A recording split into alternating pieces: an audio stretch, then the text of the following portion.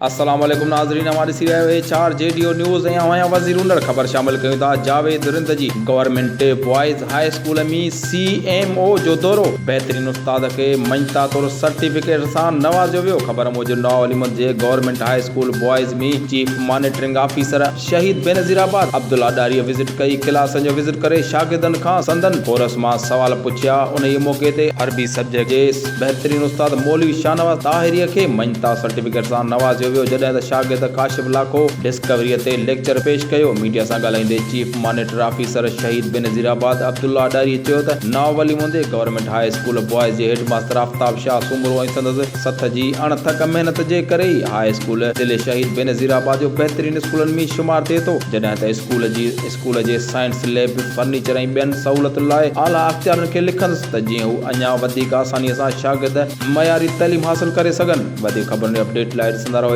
4 JDO news.